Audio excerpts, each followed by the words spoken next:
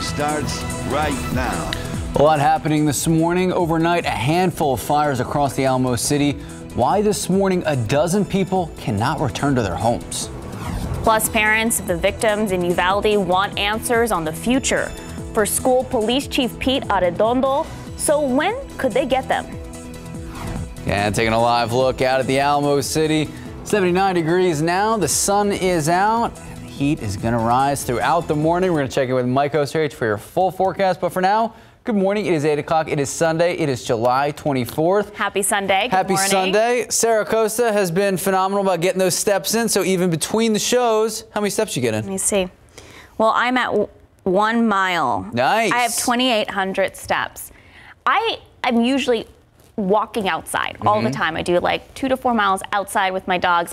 Have not been able to do that for what, the last, how many days, Mike, have we had triple digits? Total, we've had 44, and today's going to be day number 45. So, yeah, I got a little dizzy in the newsroom because she's out of the corner of my eye. She's walking around that one, just that your desk. It's the reporter track. Like 20 laps is about like, I think, no, 0.3. it's a Sarah Costa track. Good point. Yeah, 80 degrees right now, and we do have some sunshine, as you can see right back there. That bottom number, dew point, is down, or still up, I should say, at 73. So a lot of humidity when you step outside. Get ready if you're heading off to church this morning. 102 for a high temperature today. We did hit 101 yesterday, and that was day number 44. Like I said, today is going to be day number 45. And the aquifer did go up yesterday, up half a foot. And the allergens, yesterday's count, mold is on the low side. Both those numbers are going to be updated later on this morning. And as far as the weather story today, we have got warm, humid, some clouds out there this morning, and then a stray shower is possible today. Otherwise, it's going to be the same old song and dance, and then we'll have another verse. As a matter of fact, the 46th verse of triple-digit temperatures tomorrow and throughout the rest of the week. Couple of coastal showers going to be possible later on, maybe Wednesday, Thursday, and other than a stray shower today, but no decent rain in the forecast. Details coming up in just a couple of minutes. Thank you, Mike. Top story this morning. More than a dozen families displaced after a fire spread through an apartment building near the medical center. Our Jonathan Cotto joins us live with the latest. Good morning, Jonathan. Now the sun is up. What have you been able to learn?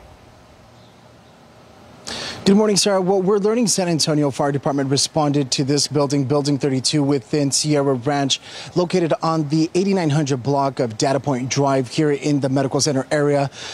Call for a fire. We're learning 15 families have been displaced last night and are without a home this morning. As you can see from the exterior, not significant fire damage, or not significant visible fire damage from the outside, but from the inside, it's a little bit of a different story here. Taking a look up this stairwell, you can see some of the main doors are boarded up as a result of the damage that took place last night, just minutes before 11. Now, fire officials say that the fire started on the patio of one of these apartments. That fire quickly spreading up the wall and into the attic. They tell us they began evacuating everyone from the apartment building. Right now, we know at least 18 units were affected. That's the total amount of apartments within this building here. A total of 6 units directly affected by the flames and about 12 other units receiving smoke and water damage. Now, it's important to note that this is predominantly an Islamic community. I've had an opportunity to speak with some of the residents that have been up very early here this morning. Language barrier. Most of the ones that I've spoke with are from Afghanistan, so wasn't able to effectively communicate with them, but I did speak with one who says his apartment was located just right here in this window, and he's lost it all. They're staying with friends, some are staying in hotels, and they're hoping to be able to get back on their feet as soon as possible. But the good news here is that property management was on site last night. They were assisting these families, and no injuries were reported, but the cause of this fire, Max and Sarah, is under investigation. Reporting live from Medical Center, Jonathan Cotto, KSAT 12 News. Thank you, Jonathan. Also overnight, another fire. This one happening just after 12:30 this morning on Mountain Vista Drive. That's near Green Mountain Road in 1604 on the city's north side. Investigators tell us a vacant building went up in flames and was actually destroyed by the fire. But luckily, no one inside at the time, no injuries reported. Fire crews also had their hands full with the blaze that caused a power outage on the city's north side. It happened Saturday night on Dreamland. That's near Vance Jackson and Warsbach. We're told when fire crews first arrived, the flames spread from the home to the attic. A man and his dog were able to get out safely. The cause of the fire is believed to be electrical, but it's still under investigation. Now the latest in Uvalde, less than a week after Texas lawmakers released that exhaustive report on the school shooting at Robb Elementary, state officials have now published a copy in Spanish.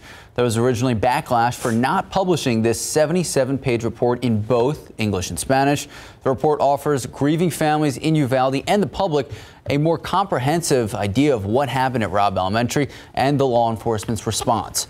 The report found, quote, systematic failures and egregious poor decision making, end quote, by nearly everyone involved who was in a position of power.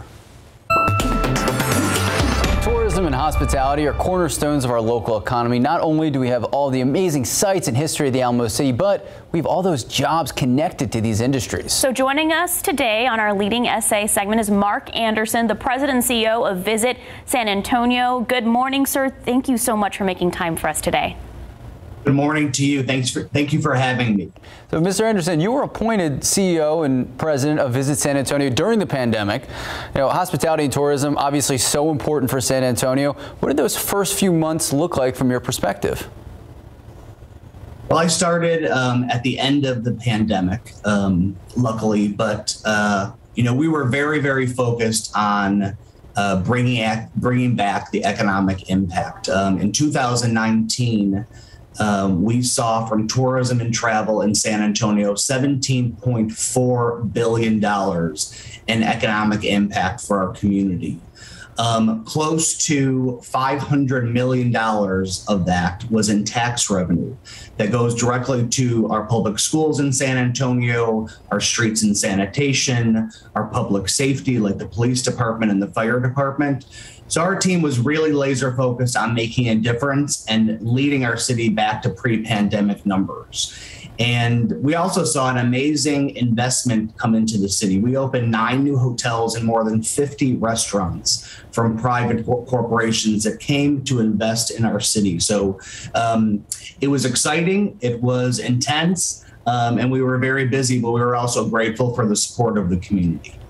So last week or earlier this week, we had the Texas Coaching Convention in town.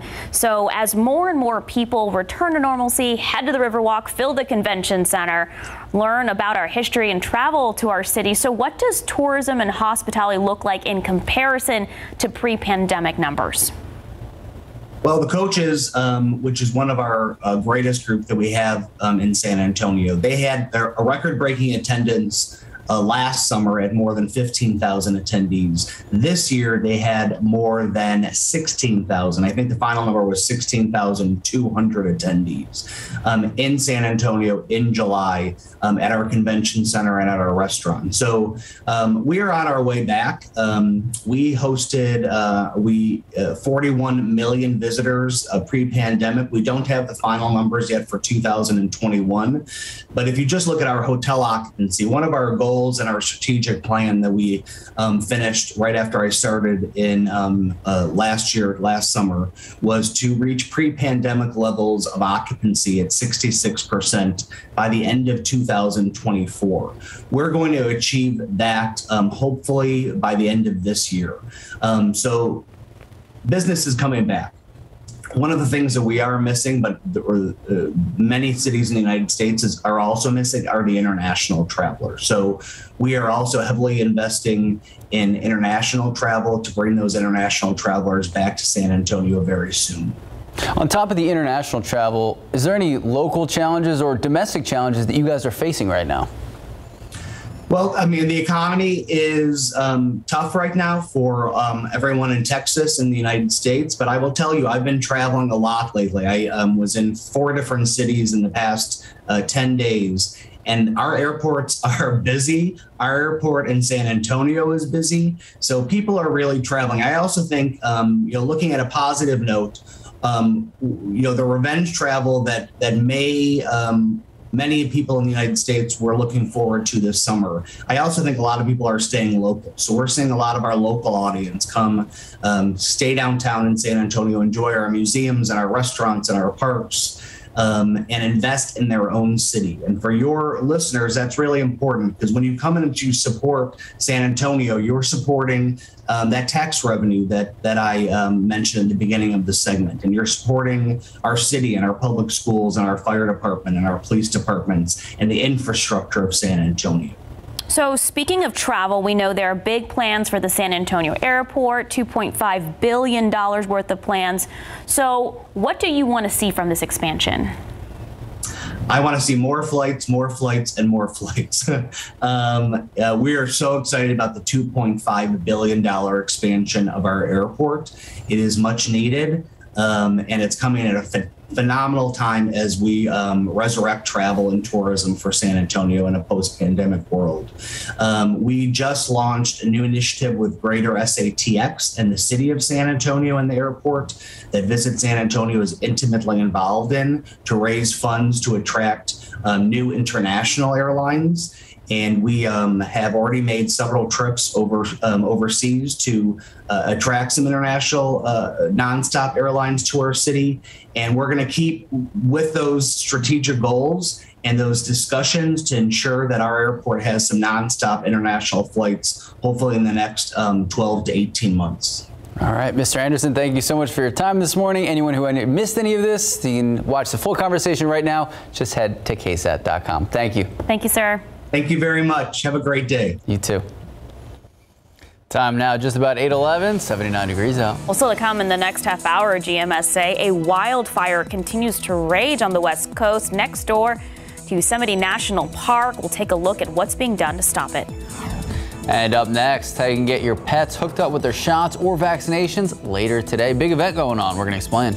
And after the break, our local blood and tissue center says they're almost out of one type of blood. How you can help out local hospitals. That's next. And we officially hit 80 degrees. Taking a live look out at the Alamo City. Looks like we're going to be increasing about 20 more degrees throughout the day. We're going to check in with Mike Ostrich for your full forecast and if we'll see any rain anytime soon. We'll be right back. Good morning and welcome back. So this morning, there's a desperate call for blood across our community. The South Texas Blood and Tissue Center says they're in critical need of type O blood. Right now, they have less than a day supply. And so because of that low blood supply, some elective surgeries have actually had to be postponed. Now you can help out the community. You can donate today. There's a blood drive happening at the HEB in Bulverde on Highway 46 starting at 10:30 this morning. It goes till 3 this afternoon. Also later today, the city of Helotes is offering a wellness and vaccination clinic for pet owners at City Hall. It starts at 1 and goes until 4. Again, it'll be set up near City Hall on Bandera Road in Helotes. Vaccine and shot prices are different depending on your pet, so be sure to check those out on helotestexas.gov. All right, Mike, break it down for us. How hot is it going to be? And are we ever going to see rain? A couple of folks are going to see a shower later on today. Yesterday, there were, one or two of them out there. There's going to be enough to count on one hand today, and that'll be about it. Perhaps by the middle part of next week, another stray shower, but we're not seeing any just big, broad changes to this whole weather pattern, and that's the problem. So we are literally stuck in a rut, the summertime rut, and that rut is 100 degrees. So yesterday we hit it. We're going to be hitting it again today. Beautiful picture, though. I love that shot there. The sunset glory. Yes. Great. I love the trees in the foreground, too. All right, a little bit of sunshine is starting to peek on through there. You can see right over there, 410 by the airport. Yeah, and all these clouds are starting to clear out. You'd like them to stick around, although, think back to a couple of days ago, we had those clouds sticking around all the way through noon into early afternoon, and we weren't going to hit 100. And then all of a sudden the clouds cleared out, and boy, things heated up very quickly, gained about 15 degrees in roughly 3 hours. And that's in part because the soil is so dry out there. 84 is the heat index right now, 83 Stinson, 85 up the road in New Braunfels. And yesterday we did hit 101, 103 in Pleasanton, and we're going to be up in that ballpark and maybe even a degree hotter here or there, like at the airport, I should say, 102 forecast high today, and even some upper 90s. So it'll be a very close call in your backyard. You may be well up into the hundreds or just shy of that. And we will continue with some of the sunshine to warm up then into the upper 80s by 11 o'clock. A lot more sunshine by noon, already into the low 90s, 97 at 2, 100 at 3 o'clock. So we'll have a good 3-4 hour period where we are going to be at triple digits. 102 for the high, and that 10% chance for a stray shower today. And the rapid update model has come up with a new model run. So this one has a couple of showers by 5:30 and then gone. So these will be the kind that kind of pop up if indeed they do, and there'll be 1 or 2 of them out there, and then they sort of just fizzle on out. All right, jumping ahead, here's one of the long-range computer models. This one is a little more generous, I think, as far as rain chances next week. As a matter of fact, it tries to get a couple of showers here along the coast by late Tuesday, a few more on Wednesday, and a couple of more then on Thursday. And the reason for that is, so we've got the high, which is again, pretty much sitting on top of us. This thing, for all intents and purposes, has been around since late April, and when we started hitting triple digits then in May, and it is not moving. It just kind of shifts around here and there, shifts positions. But what will be happening by the middle part of the week is we're going to start to get a little bit more of a flow coming in here off the Gulf of Mexico, and hopefully we get some little waves coming in here, these little inverted troughs and easterly waves as we call them, and that would give us a small chance for some rain. But again, this is not any great rain chance around here. It's just a scattered variety at best. 91 degrees at noon today, partly cloudy skies, high temperature up to 102, mostly sunny skies. A stray shower or 2 is possible, but not very likely. 10% chance at best, and we will continue to chalk things up unless, partly cloudy skies Wednesday, Thursday, get a couple more clouds sitting over the airport if you don't hit 100, but as of right now, Friday will be day number 50.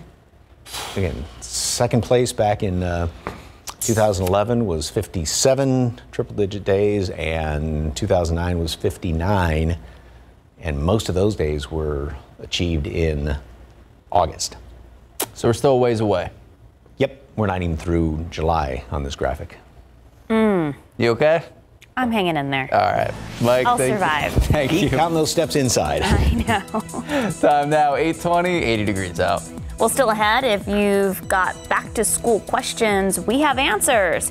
How you can find what you're looking for, that's next. And we also want to help answer any questions you may have about vaccines, when you get answers from the professionals in just minutes. Let's take a look at these lotto numbers. Pick 3, 810, Fireball 9, Daily 4, 6555, Fireball 4. Cash 5, 5, 7, 12, 25, 28. Lotto Texas 6, 7, 14, 20, 26, 31. Let's see. Powerball. Mike, did you play? Yes. Did you win? No. Would you have shown up if you did? Yes, because I probably wouldn't have gotten the check yet. So. Good point. Here are your Powerball numbers: 39, 41, 54, 59, 62. Powerball 12. Power Play 3. Good luck. We'll be right back. Well, we want to help answer any questions you might have about vaccines. That's why our KSAT community partners are hosting a vaccine phone bank next week. It's going to be from Wednesday from 5 to 7. Medical professionals from University Health will be answering all your questions. We'll have that phone number to call on Wednesday. And speaking of questions, right now on KSAT.com, we want to hear from you. We know school right around the corner, so what questions do you have about the kids back in the classroom? It can be anything from school safety to teacher staffing to faculty to COVID. Anything school related, send us your questions. Let us know right now. KSAT.com. You can find the story right there on the homepage. Time now, 8:25, 80 degrees out. Still ahead on GMSA at 8:30, a fast-moving wildfire is touching parts of the West Coast. The latest on the efforts to contain it. And travel delays after travel delays. I feel like this has been a theme so far this year. I know. All right, it continues to be a headache for flyers across the country. What you can do if you run into trouble. Good morning, welcome back, and happy Sunday. It is just about 8:30 this morning. It is July 24th. You're bringing the sunshine to the newsroom. I'm trying to. Okay, you know how people say they get depressed in the winter because they have to stay inside and it's so cold? No, it's a thing. It's like winter depression. I feel like it's like kind of like a summer depression here in San Antonio, because I feel like if you're like me and like to not sit still, and you have to be just inside during the summer because it's too hot to do anything, you get kind of antsy and stir crazy. I don't know. That's me. I don't want to be in the AC all day, just sitting at home. I tend to agree with you. The people, you can't go outside. There hasn't been any change in this weather. It started so much earlier than in past years, where we started hitting these triple digits all the way back in May and throughout the month of June. And obviously July, every day except for one day back on the 15th, we have hit triple digit readings, and that is going to continue. So outside right now, we are at 80 degrees. 73 is the dew point temperature, which means there's a bunch of humidity out there. Wind is out of the south primarily at about 9 miles per hour. And so far, yes, we have hit 44 triple-digit days officially, and that obviously we are in third place and not too far behind, just 13 days behind 2011. 15 days behind 2009, and we're going to continue to rack up the triple digits as the week rolls on. Mold from yesterday's reading still on the low side, and 91 at noon, so today will be day number 45. One or two of those stray showers are going to be popping up. Don't get excited about it at all. I mean, literally one or two of them, that's going to be about it. And then perhaps by the middle part of next week. More details on any maybe potential changes in the overall weather pattern. Details in just a couple of minutes. Sarah, Max. Thank you, Mike. To our top story this morning, more than a dozen families can't return home this morning after flames spread through an apartment complex in the medical center. Our Jonathan Cotto joins us live with the latest. Good morning, Jonathan. We understand this fire happened last night. So what have you learned this morning? Good morning, Sarah. Well, we've learned that San Antonio firefighters responded to this building, Building 32, located within the Sierra Branch apartment community here on the 8900 block of Data Point Drive in the medical center area. Now, this building you're seeing here has a total of 18 units, and we're told that the fire started right here on the second floor of this 18-unit apartment. But we're also learning that fire officials are saying that the fire started here on the patio of one of these apartments. The fire quickly spreading up the wall and into the attic. They tell us they began evacuating everyone from the apartment building. And right now we know at least 18 of these units were affected, a total of 6 units directly affected by the flames, and about 12 other units receiving smoke and water damage. Now, I've had the opportunity to speak with some of the folks that live in this building, those 15 families that have now been displaced. They're starting to come out.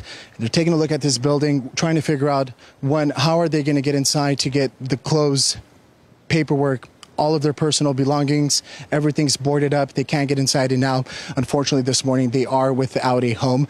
It's important to note that property management was on site last night assisting these families. And also, very important this morning here, no injuries were reported. But the cause of this fire, Max and Sarah, is under investigation. Reporting live from Medical Center, Jonathan Cotto, KSAT 12 News. Thank you, Jonathan. Topping your morning headlines, the World Health Organization declaring monkeypox a public health emergency. It's the highest alert level that the WHO can actually declare. So the decision comes as cases of this disease rise, not only here in the United States, but they rise across the world. Monkeypox has spread to a point where a coordinated international response may be required. For now, the United States is reporting more than 2,000 cases across 46 states. A teen in Florida was taken into custody after holding 6 people hostage this weekend. Investigators say they're still looking for a motive. The 15-year-old held 6 people, including children, hostage inside a home. Police believed the boy was armed. A SWAT team was brought in. But Jacksonville Sheriff's deputies say they're grateful the ordeal ended without anyone hurt. Police say the boy will be facing a false imprisonment charge at minimum. T-Mobile, if you're a user of the company, listen up. They've struck a deal with the federal government, paying hundreds of millions of dollars and settling a class action lawsuit over a customer data breach. The company admits that there was a cyber attack last year, and that cyber attack was tied to personal data of more than 50 million of its current, former, and prospective customers. $350 million will be paid for claims, legal fees, and administrative costs. T-Mobile will also spend another $150 million on security technology. Well, Well, this morning, a fast-moving wildfire in California is forcing thousands of people to evacuate their homes. California's governor declaring a state of emergency as crews continue to struggle to battle the blaze. ABC's Alex Brachet is in the fire zone with the latest. This morning, the Oak Fire raging. This time lapse showing smoke and flames billowing high above the ridge in Mariposa County.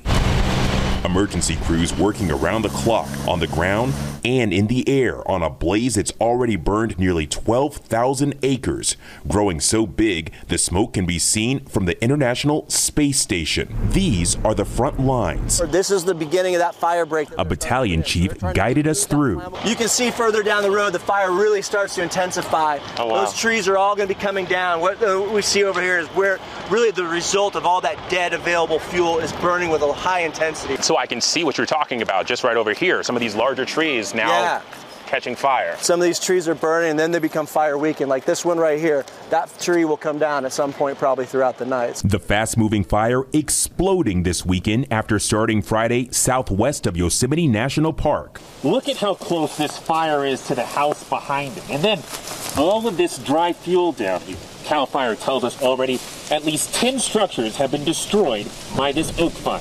More than 6,000 residents forced to evacuate. The community on edge here. It's pretty difficult, and it only appears, it's going to get drier, hotter. Evacuees hoping they'll be able to return one day to their regular lives. The lucky ones will. It's really heartbreaking because it's been year after year.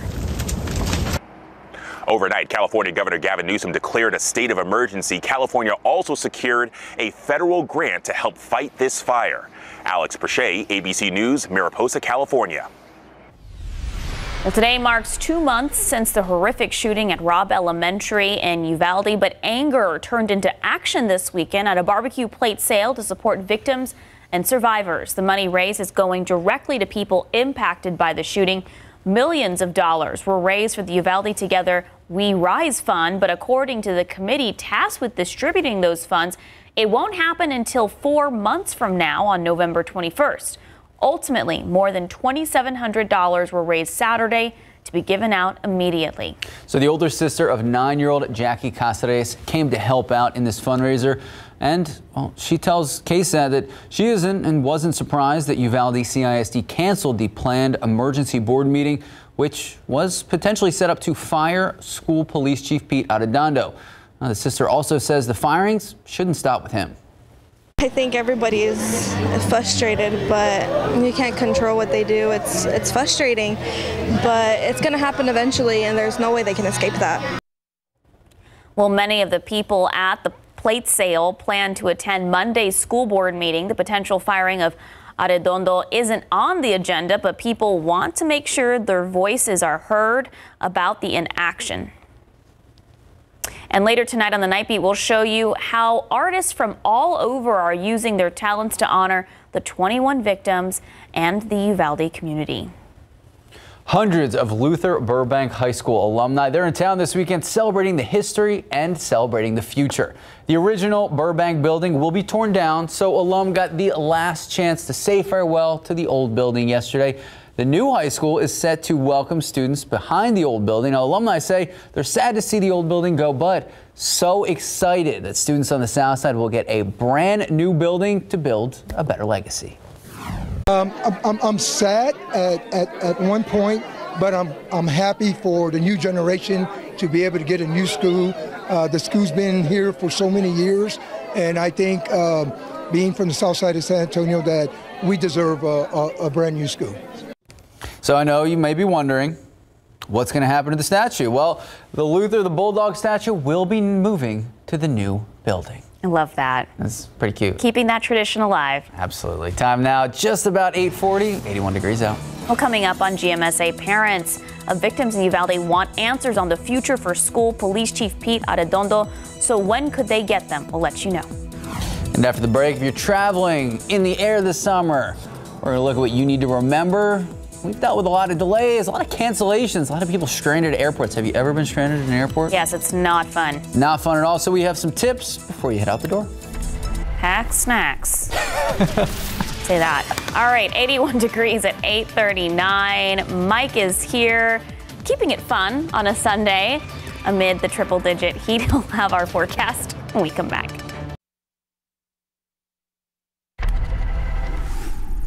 With the bombshell hearings over, what happens next? Sunday, exclusive new reports, explosive allegations. Will Trump be charged? Plus, the president and COVID, what you need to know. And Al Gore warned us about this. Now he's one-on-one with This Week, Sunday on ABC. Well, this morning, summer air travel has been disrupted with long delays and cancellations. It's really been happening for months and months. So before you head to the airport, Stephanie Serna has some things that you need to do before you head out for your summer vacation. It's the summer of cancellations, delays, and disruptions at airports. According to website FlightAware, airlines have canceled more than 30,000 flights since Memorial Day weekend. And for the year, more than 100,000 flights have been scrapped. Airlines and air traffic facilities are short-staffed and add bad weather, and more flights get disrupted. That means seats on planes are at a premium, and some travelers are cashing in to give up their seats on overbooked flights. A travel expert with Scott's Cheap Flights says now is the time to express interest about negotiating your flight for money. But don't accept the offer just yet. Your best bet for maximizing the payout, ask the agent for what the last person received. It's usually the best offer. And you may be able to get other perks like a better seat at the front or access to an airline's exclusive lounge if you ask. Airlines will pay up to passengers volunteering to be bumped. It avoids the public backlash and customer service nightmare of having to do so themselves. Stephanie Serna, KSAT 12 News. Back here at home, happening tomorrow, the Uvalde School Board set to meet, and this comes after canceling that special meeting that we were anticipating yesterday morning. All right, so they were set to discuss firing School District Police Chief Pete Arredondo in the aftermath of the shooting at Raub Elementary. The school district did release a statement saying, in part, the meeting to consider the termination of Chief Arredondo will be held at a later date, which has yet to be determined, end quote. So far, the potential firing of Arredondo is not on tomorrow's agenda, but people say they want their voices heard over the inaction from the school board. Also tomorrow, the desperate need for blood continues. The South Texas Blood and Tissue Center says they're really in need of Type O blood since right now they have less than a day available. So because of that low blood supply, some surgeries have even been postponed. You can help by donating at a community blood drive. There's one tomorrow at Santikos at Westlake's Loop 410. It starts at 10 a.m. and goes until 3 in the afternoon. All right, we are looking at the thermometer and we are ticking up as the minutes go by. 81 degrees, Mike. It's awful. What's behind you? Here, let's just. That's where I'm trying to live right now. We need to mentally go there. Serenity now at the beach. Serenity now. No. Sound effects. I'm going to go to sleep. Those are the waves coming in here. Oh, that's nice looking. Blue skies, that sand out there. Just a stroll along the beach and the nice sea breeze keeping things cooler. Yeah, but for the rest of us inland and battling the heat, we have still plenty of morning clouds around here. Obviously, the sun is starting to come out. And here's a little, been talking obviously about all the triple-digit temperatures. We have hit it 44 times so far this year, and we're well on the way to rack them up the rest of the week. Comparing to the number one and number two as far as the total number of triple digits, 59 back in 2009, 57 in 2011, we have hit and forecast to hit 50 days this coming Friday, which is 2 weeks at least before, a little bit more than 2 weeks before what happened in 2009 and a month before 2011. Most of these days of the triple digit days did occur in August for these 2 years. Obviously, we've had a slew of them. We had more. I mean, look at how far ahead of the game we were all the way through the past couple of months as far as racking up all the triple digit days. So, yeah, if this continues to hold on in, the record's going to be smashed if August is anything like much of May, June, and July have been. 86 degrees at 10 o'clock this morning.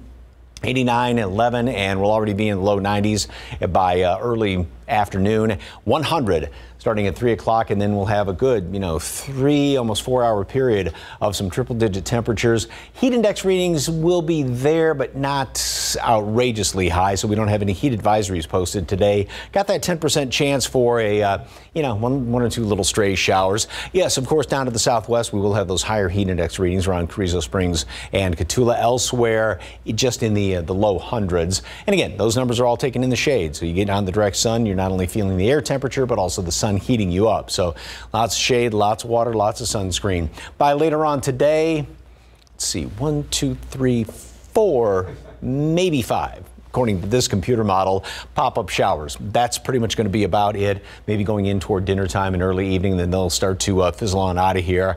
If you get a couple of sprinkles, fantastic. It's not going to amount to too awfully much at all. Tropics.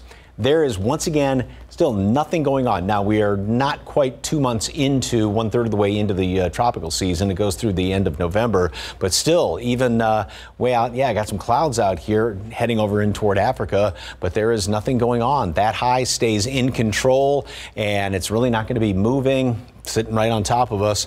But by midweek, what we're hoping for is to get one of these little waves to come in here from the Gulf of Mexico. Not a big rainmaker, but at least a little wave to sort of get things stirred up and at least give us a couple of showers around here by the middle portion of the week. Again, don't get your hopes too high. 91 at noon, partly cloudy skies. High temperature is going to make it up to 102 today, mostly sunny. We will continue to chalk up triple digits all the way through the rest of the week until something drastic changes, which is just not in the cards. And again, 50 days at 100 degrees by Friday. If you were an odds maker, would you set the over or under 60 days of 100 degrees? I'm going to go over. I hate to say it. Ooh. Oh, so that puts us when? Well, I mean, if we go, we'll be at 50 by this week, so right. And that's 10 more days, not even through August. And just 10 more days, and you got all the month of August and maybe September. No, don't say September. I'm not going to allow it, Mike. Okay, Mike Osterhage bringing the great news this morning. Thank you. Say September. Happy you're here, Mike. Time now, 8:50, 81 Sing the degrees. Earth, Wind, and Fire song September. Is that okay? Yeah. That's okay. Do you remember? Okay, tomorrow on GMSA, a new survey says families are prioritizing back to school and college spending as inflation continues to rise. So we're going to look at some ways families can save money while getting their kids ready for school. And the news you need to know before you go, don't forget Season 3 of South Texas Crime Stories. It is starting up on Tuesday, Season 3. So this upcoming season, the podcast will explore 5 new crimes, includes a murder for hire plot, the case of a San Antonio serial killer, and the murder of a teen from Bandera County. Eric Hernandez and Lee Waldman telling us more on Tuesday. You can listen to the episode on Apple Podcasts or Spotify. Really good stuff. Got some sunshine, trying to squeeze on through here, and temperatures, we have started the warming process right now. Are you sitting down? Yes. You two are. Yes, we are. Okay, right now we are at 83 degrees. Okay. We have some humidity out there. Look at these dew points, 75, 76s. Heat index reading, feels like 89 already out there at the airport. Gross. Thank you. Mid upper 80s around much of the area, and 91 high temperature today, 102. Once again, gross. Gross. Gross. Okay. Yeah, I'm not smiling, Mike. I know she's not. That makes Sarah mad. So we're going to continue. I'm not mad at you. 1 or 2, just the messenger. 1 or 2, a stray shower here or there later on this afternoon, and then maybe by Wednesday, Thursday.